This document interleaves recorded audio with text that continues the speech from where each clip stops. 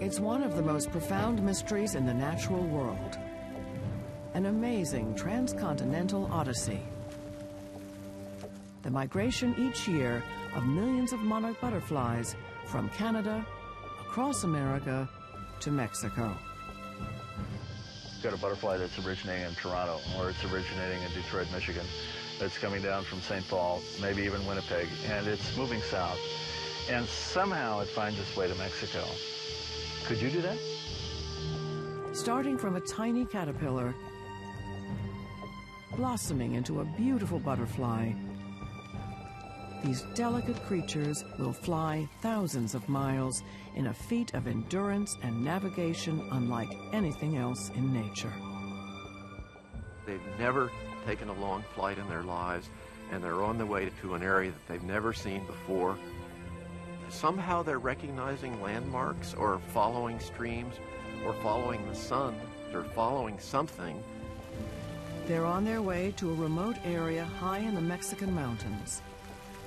And they get there every year at exactly the same time. The butterflies have dazzled humans for millennia. It's a beautiful little creature, and on top of that, it migrates 2,000 miles. And this just staggers the mind.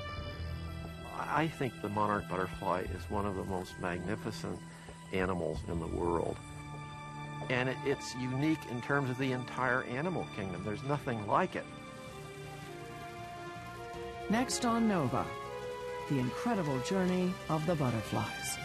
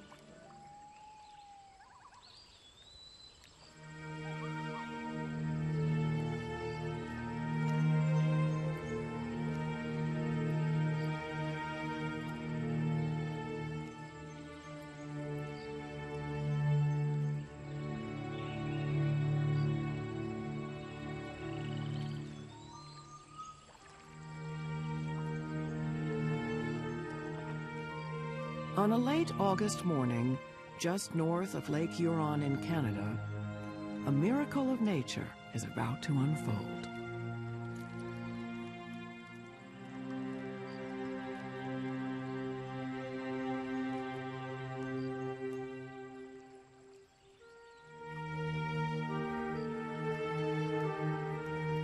This tiny caterpillar is destined to become a monarch butterfly.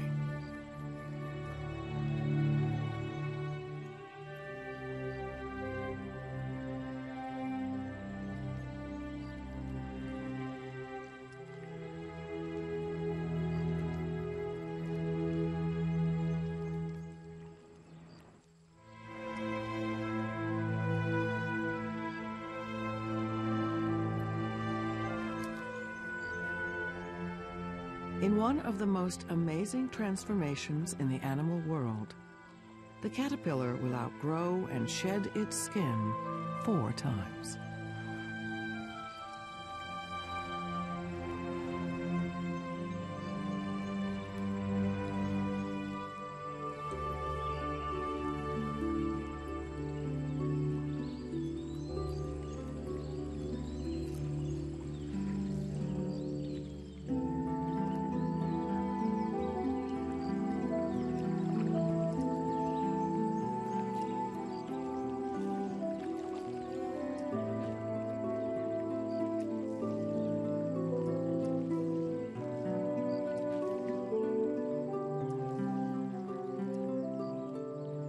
The fifth time, the caterpillar disappears.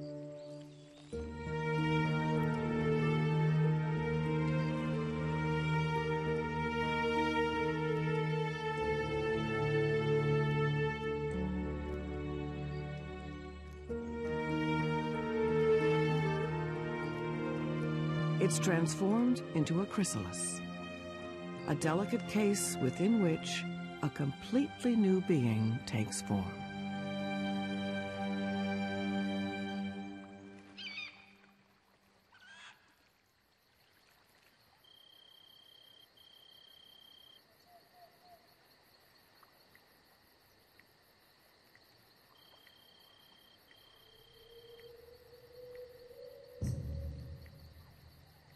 After about 10 days in the chrysalis, the new creature is complete.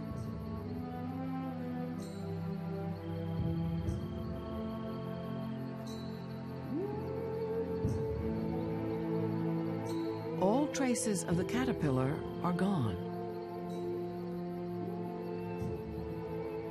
And in its place is a butterfly with 4 delicate wings.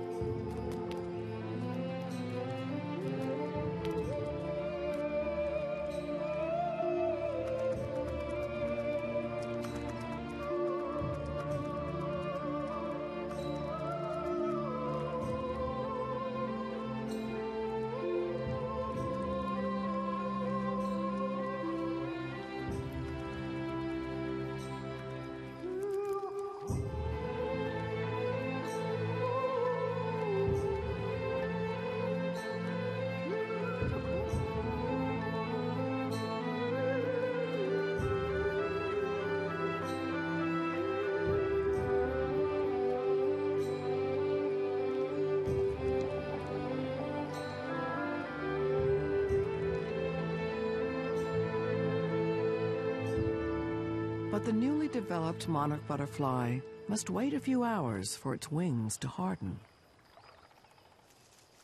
And then, finally, it can fly.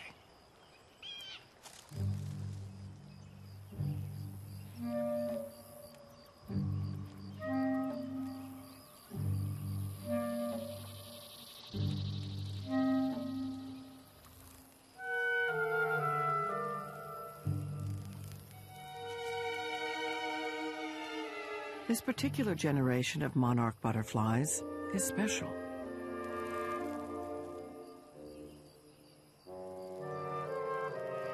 Every year, about 100 million of them begin an astonishing migration.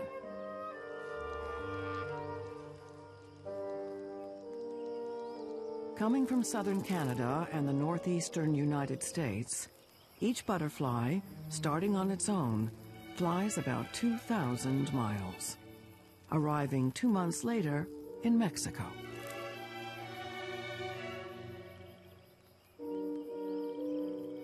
Their trip is part of a carefully timed cycle that began 3 generations back, when a group of monarchs left Mexico at the end of the winter.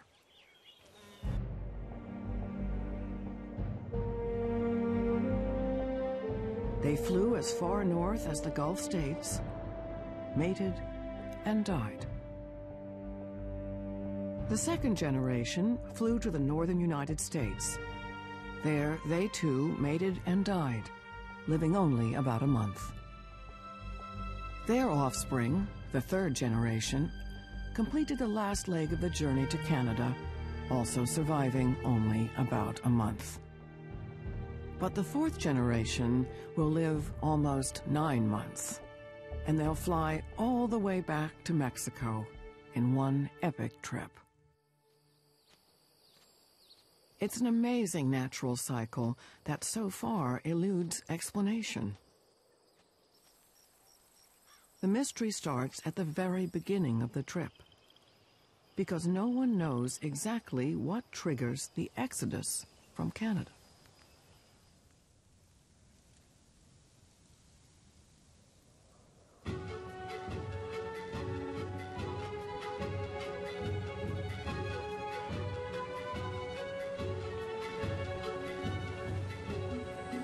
Well, when the monarchs leave Canada, they have a 2,000-mile trek ahead of them, at least.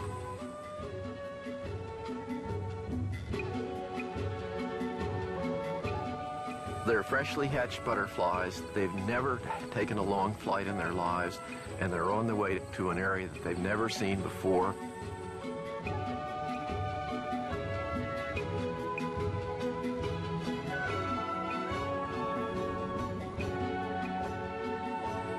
Somehow they're recognizing landmarks or following streams or following the sun or following something. We just don't know exactly how they do it. It's really an incredible journey.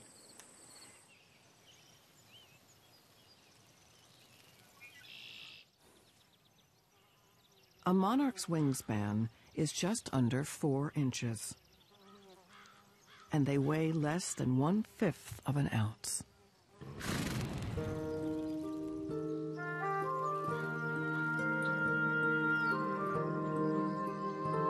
So how they survive their marathon migration is another mystery.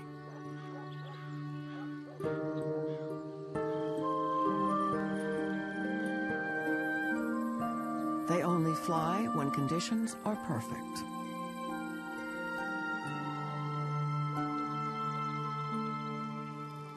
If it's too cold, they get sluggish and can't flap their wings.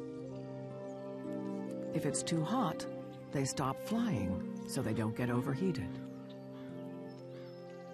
They must also stop often for nectar and water.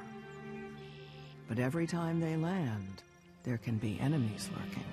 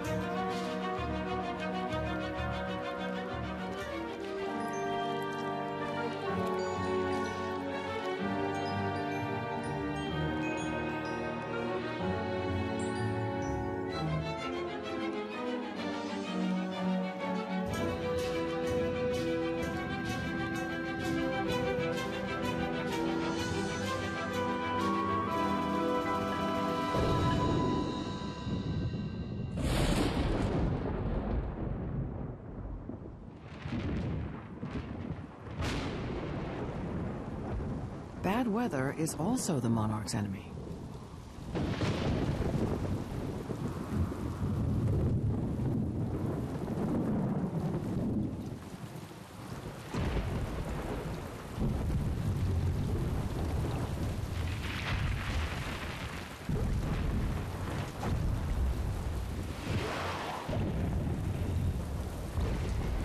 A rainstorm can be deadly.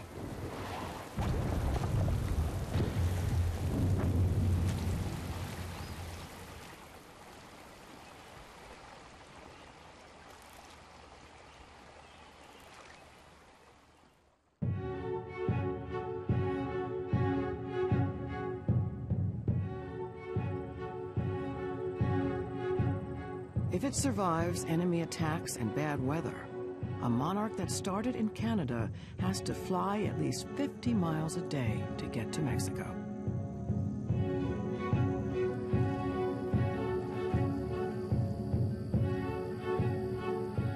physical effort this requires is remarkable for a creature so small, with such fragile wings.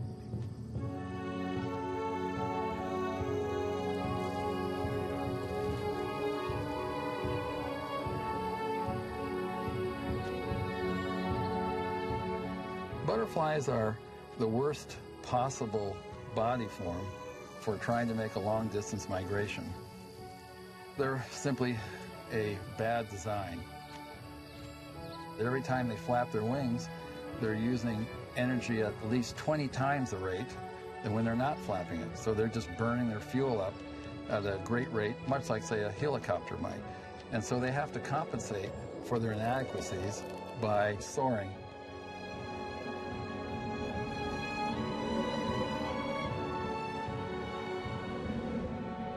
Soaring is gliding in rising air, much like I'm doing right now. The sun heats the ground heats the air above it. As the air heats, it expands and becomes lighter and begins to rise. And pretty soon you have a column of rising air. That's the thermal. Under good conditions, you can maintain the altitude you're at or even gain altitude. A more helpful maneuver is to circle in it. And you see hawks doing this and vultures doing this all the time. Circling in the thermal, staying within it, and this seems like a wonderful free ride, and it is. Soaring's the key to them getting to Mexico.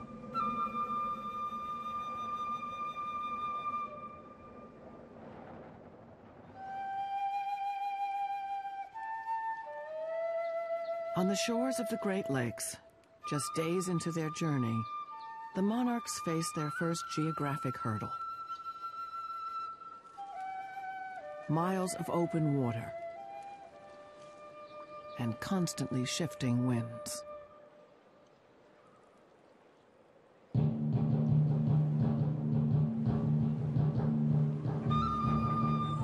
As the monarchs are migrating out of Canada, they hit the Great Lakes, which are a barrier. They can't see across them.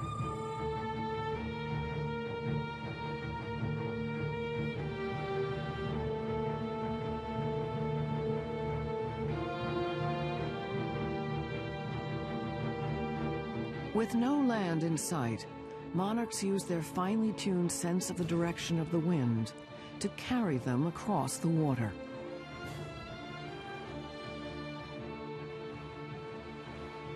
If wind from the south, a headwind, threatens to blow them off course, they stop and wait.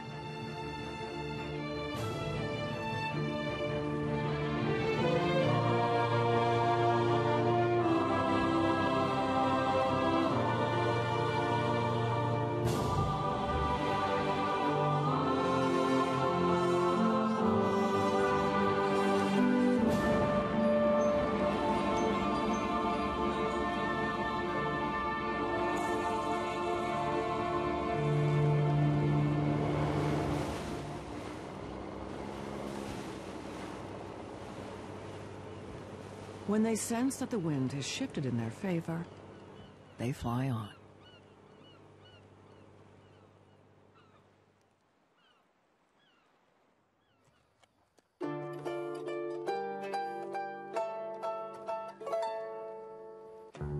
The ultimate destination of their incredible journey is a tiny area about 60 square miles and 10,000 feet high in the mountains of Mexico. The local people, called the Mazahua, have lived here for hundreds of years. They believe monarchs represent the spirits of their ancestors, and the arrival of the butterflies each year begins a celebration called the Day of the Dead. It's a very beautiful time when the butterflies arrive. The butterflies would come down, surround us, coming down to give the final touch to the tradition of the Day of the Dead.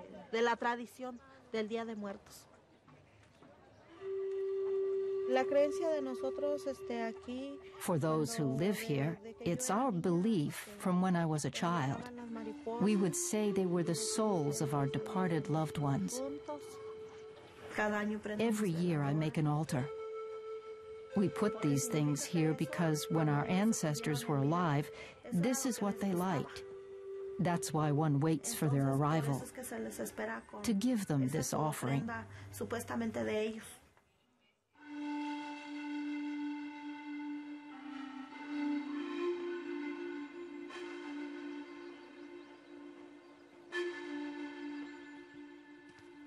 The legends of the people that live near the ocean and the mountains are important to them.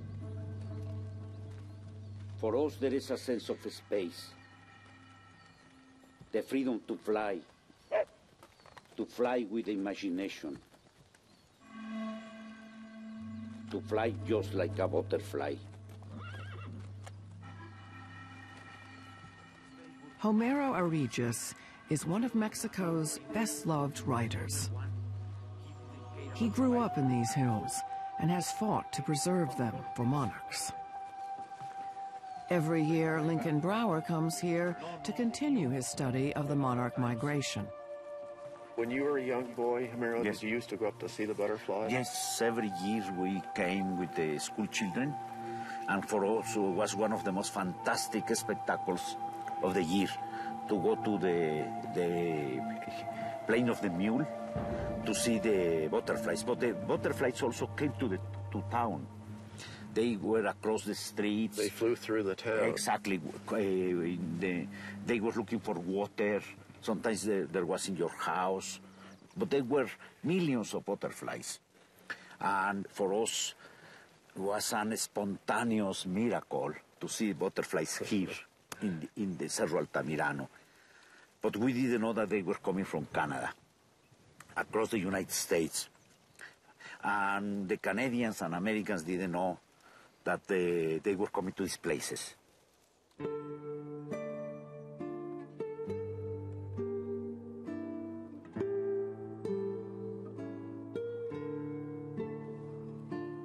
It was not until 1975 that scientists discovered the full extent of the North American migration, when butterflies that had been tagged in Canada were found spending the winter here.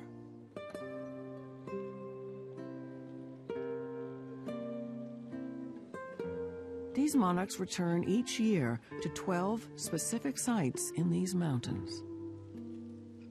This is their only destination in the world. It's a perfect environment for the butterflies because of the unique climate. We're talking constantly about this microclimatic envelope, about 3,100 meters, usually on southwest-facing slopes. If you imagine the forest as a blanket that protects the butterflies by keeping the heat in, and also think of it as an umbrella that keeps the rain out. And the tree is like a hot water bottle. It's radiating heat out through the bodies of the butterflies. So when the temperature drops down really low, you'll see millions of monarchs just festooning these beautiful trunk clusters. If you think about it, the bigger the tree, the more heat it holds. So this is an argument for maintaining the forest in its native state, to let the trees get as big as they can, and the butterflies will be protected during those cold periods.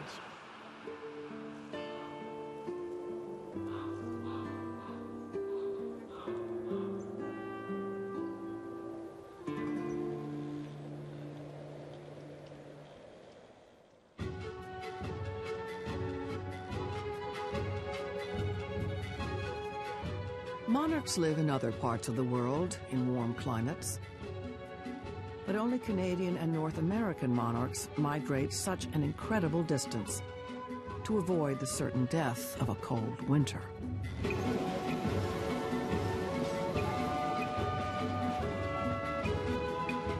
And exactly how they navigate from Canada to Mexico is another unsolved mystery.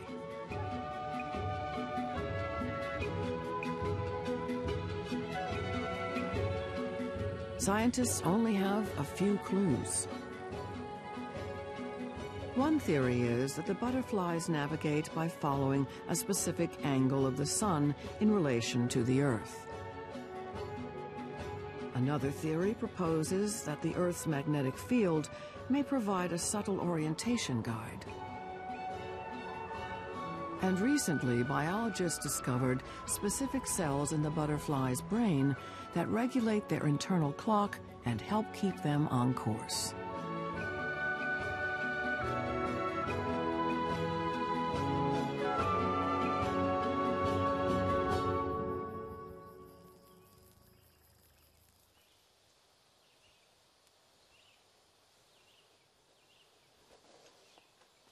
At the University of Kansas, Chip Taylor studies the forces at work in the monarch migration. You've got a butterfly that's originating in Toronto, or it's originating in Point Pelee, or it's originating in Detroit, Michigan. It's coming down from St. Paul, it's maybe even Winnipeg, and it's moving south. And somehow it finds its way to Mexico. Could you do that? And so now you need to tell whether or not it's a male or a female. And so this picture... In 1992, Taylor started a project called Monarch Watch. Are there any over here? Nope, so you know that one's a girl. So let's check out your butterfly. School children and teachers tag butterflies from all over the northeastern United States.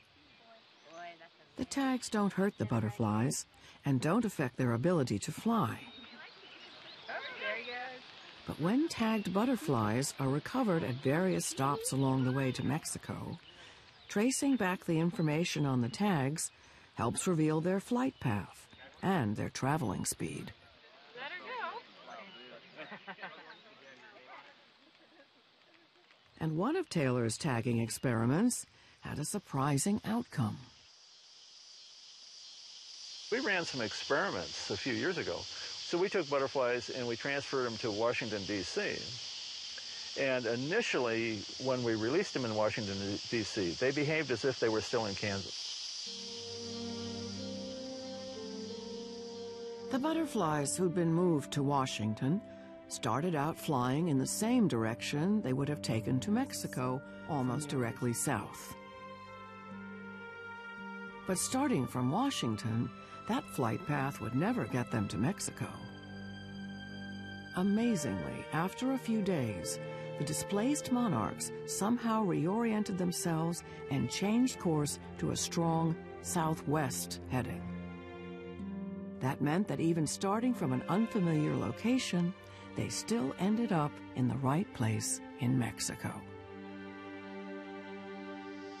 Now, this is really exciting stuff, because what this says is that somehow this butterfly is acquiring celestial information, perhaps magnetic information, and it's integrating those and remodeling the physiology of the system to have a different vector, to have a different direction from where it came from. Now, that's pretty cool.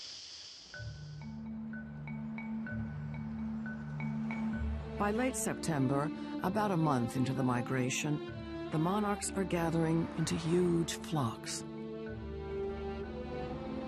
By this time, they've traveled more than halfway across America. Over the industrial belt,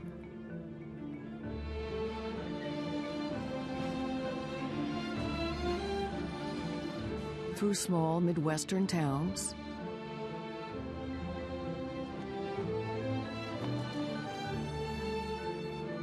across the Great Plains,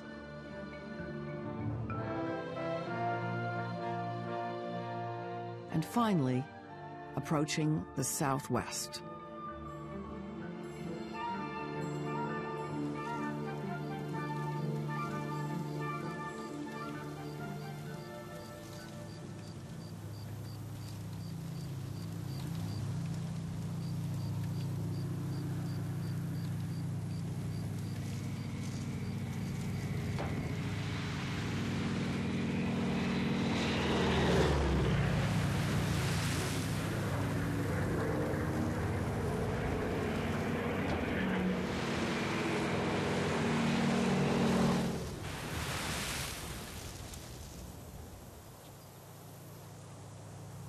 No one knows how many monarchs die along the way.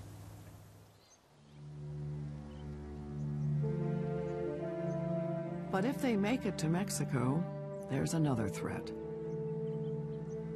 Their destination in the Mexican mountains, the forests that will keep them alive over the winter, is in danger. It's like, you see all these trees, Lincoln? Yeah. Before there were hundreds and thousands, and now you can count them. And they're all... You see very tall and very wide. In 1986, the Mexican government protected some sections of these mountains as official sanctuaries for the butterflies for the winter months. But that meant some parts of the forests local people had depended on for income through legal logging operations were suddenly off limits. The result was an unexpected new threat to the monarchs: illegal logging.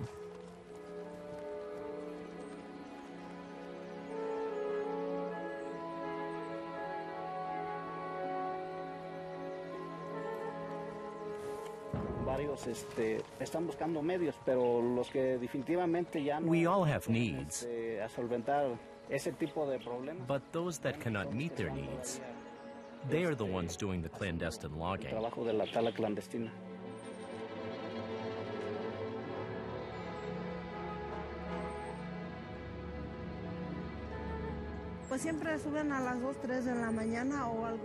They come at 2 or 3 in the morning. They go down in the night to sell the wood.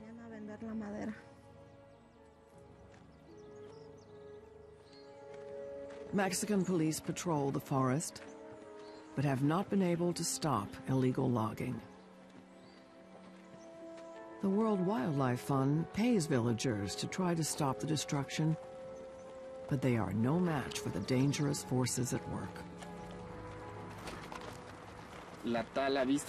Logging is clandestine and involves dangerous people.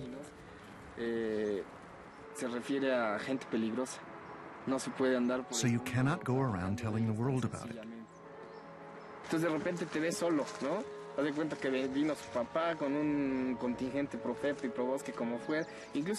Sometimes you find yourself alone.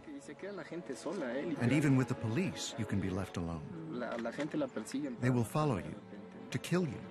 It's not that easy.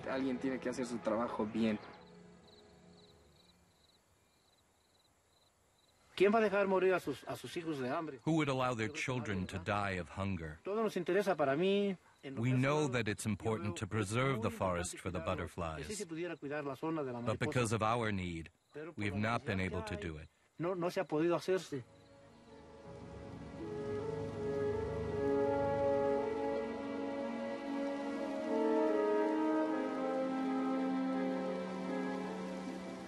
We're talking about hundreds of hectares of forest being leveled and then burned. I have been told that the reason they burn them after they log them is to destroy the evidence that they cut them, which sort of eludes my thinking completely. Even this small-scale logging operation is destroying the capacity of the monarchs to use those sites. There's so few trees left, and even if they did sit on the ones that were left, they'd freeze to death.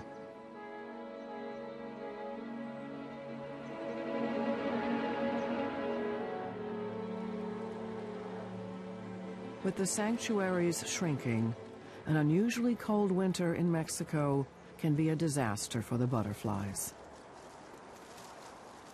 During one storm, 80% of them died in a single sanctuary. If a harsh winter is followed by more bad weather in the spring, then no one knows how many butterflies will be able to breed new generations for future migrations. If the numbers are reduced to the point where the migration starts to unravel, we don't know what the critical low number is, but I'm worried that we might just get close to it.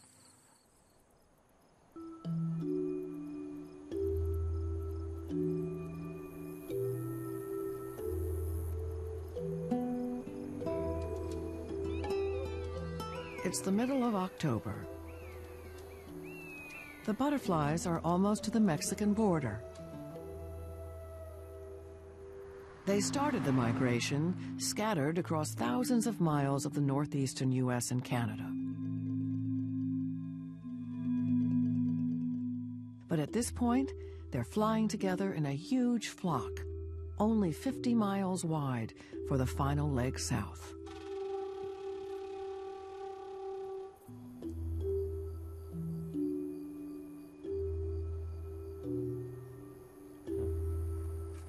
I just saw the shadow of it. For over 30 years, Texas zoologist Bill Calvert has conducted extensive field studies of the migration. But this year, he's worried. The butterflies are late.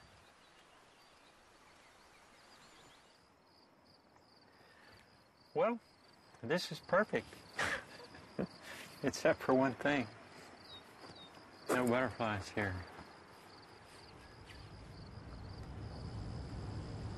An endangered phenomena would not be the same as an endangered species. In the case of an endangered species, of course, we're worried about all the members disappearing.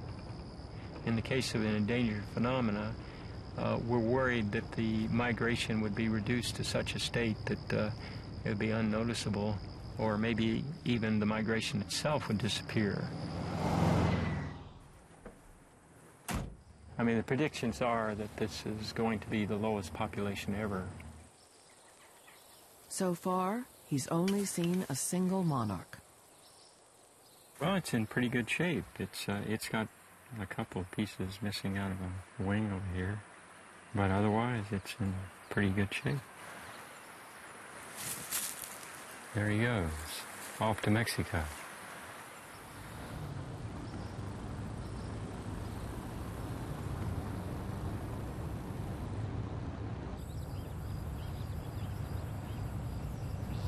At the end of the day, Calvert decides to take one more look in a secluded corner of the woods. Let's see what we got in there.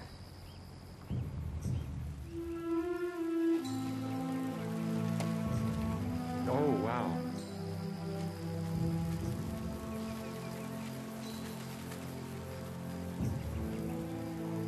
Look at him up there. My God. It's just fantastic.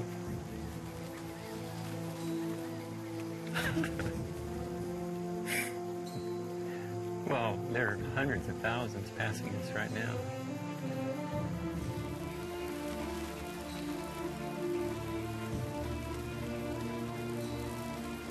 Butterflies have dazzled humans for millennia. It's a beautiful little creature, and on top of that, it migrates 2,000 miles. And this just staggers the mind.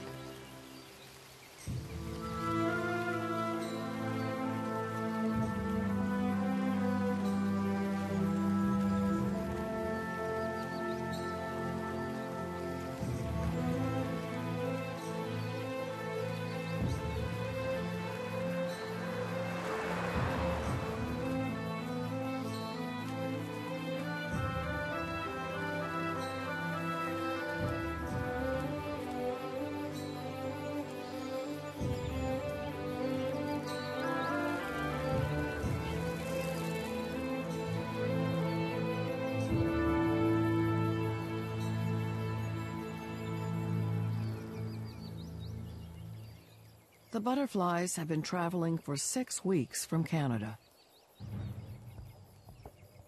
But they still face the most treacherous part of the journey. They must fly over hundreds of miles of scorching desert and navigate the towering Sierra Madre Mountains. Something has to focus on. I think the Sierra Madre Mountains serve that purpose. The mountains stick up pretty high, the butterflies encounter them, and they turn, and they follow the mountains, and they can follow the mountains for 900 miles.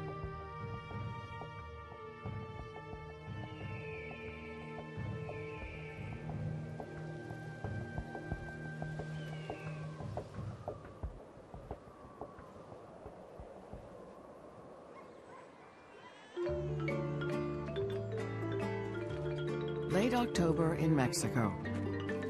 The butterflies are expected soon. And the Mazahua people prepare to welcome them. It's a privilege that God has sent us this insect. We take advantage of the months that the butterflies are here to earn our living. Because the truth is that we have a community that is quite poor.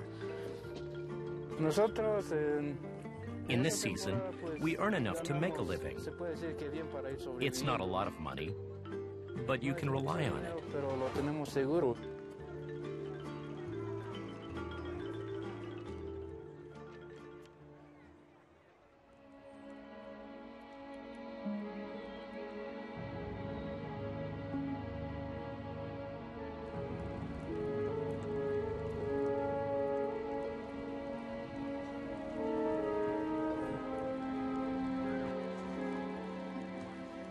As they wait for the butterflies, the Mazahua pray for their safe arrival,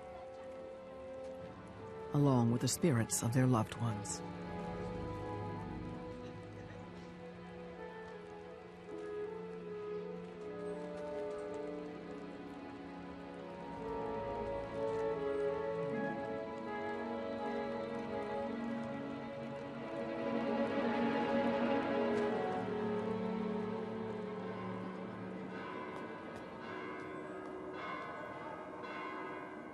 It's now the first week in November.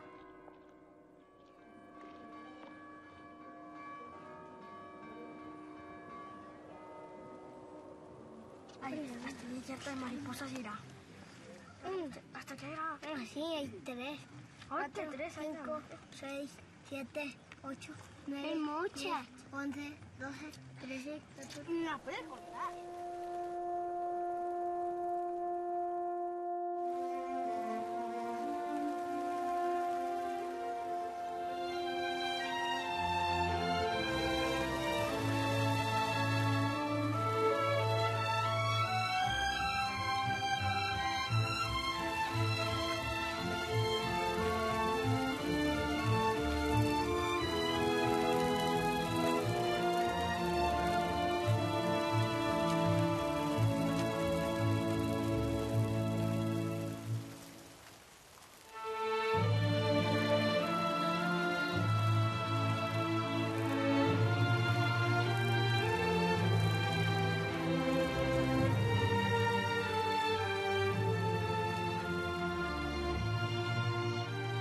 After 2 months and thousands of miles of flight, the butterflies have finally reached safety.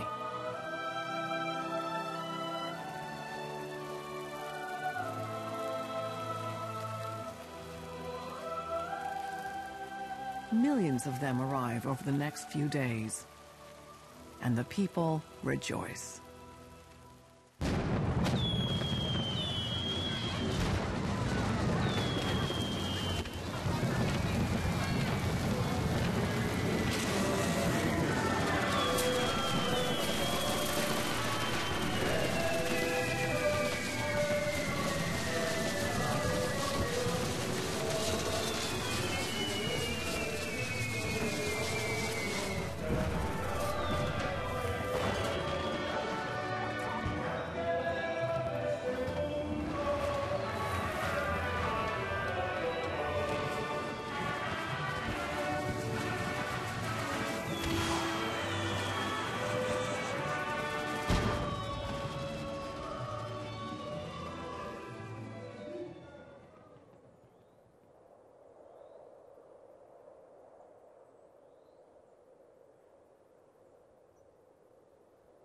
Now, with their long journey finally behind them, the monarchs rest. They huddle together in huge clusters and cling to the trees for warmth.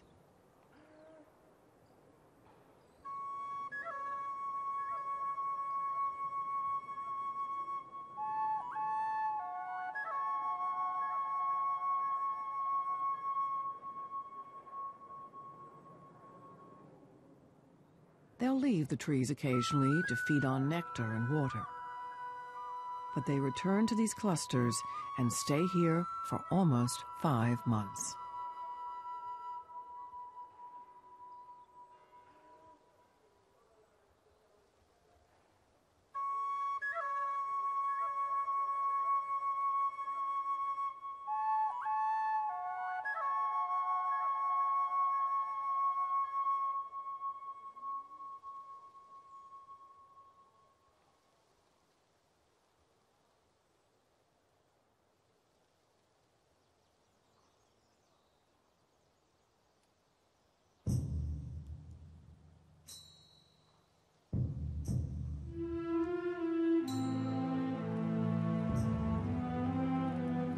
When spring arrives, the butterflies bloom again.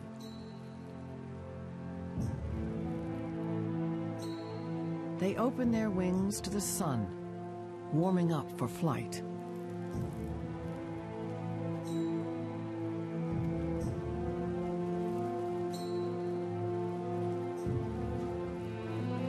Most of these monarchs will travel back to Texas.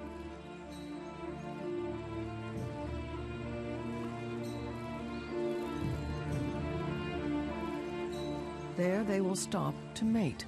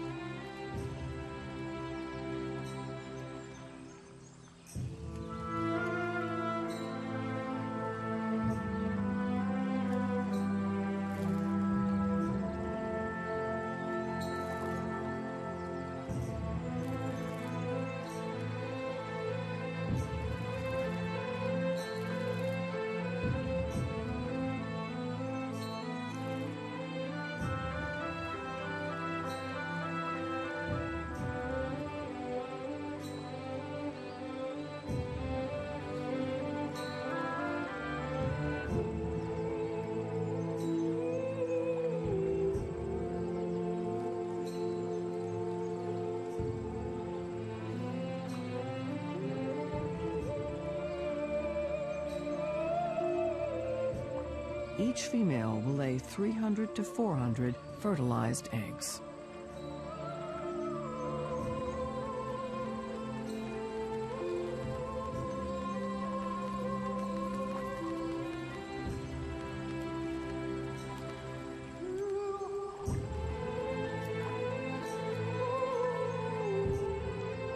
After the eggs are laid, the parents will die.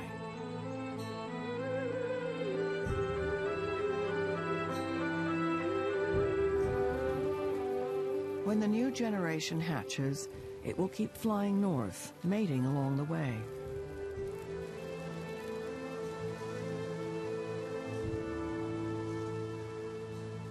A third generation will do the same.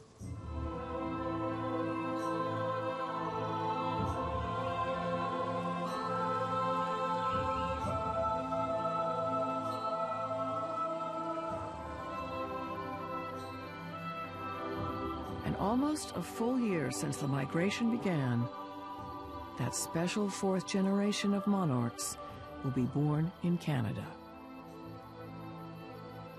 And the miraculous migration will begin again.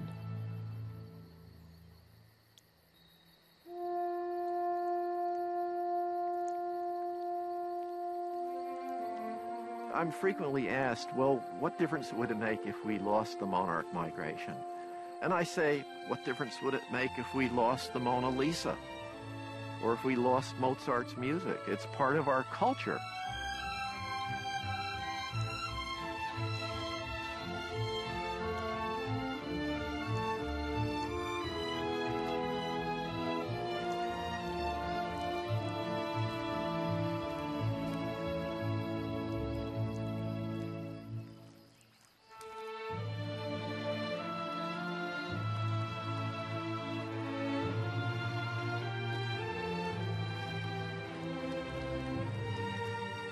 I think the monarch butterfly is one of the most magnificent animals in the world.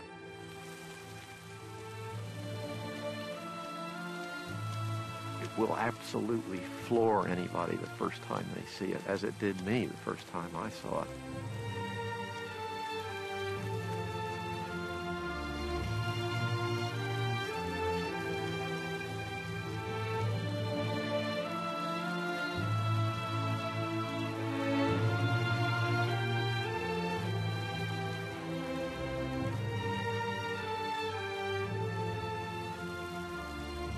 It's one of the wonderful planetary cycles on this Earth.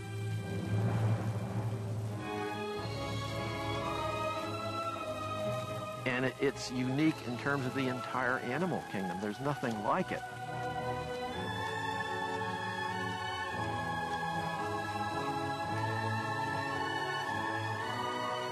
It's really an incredible journey.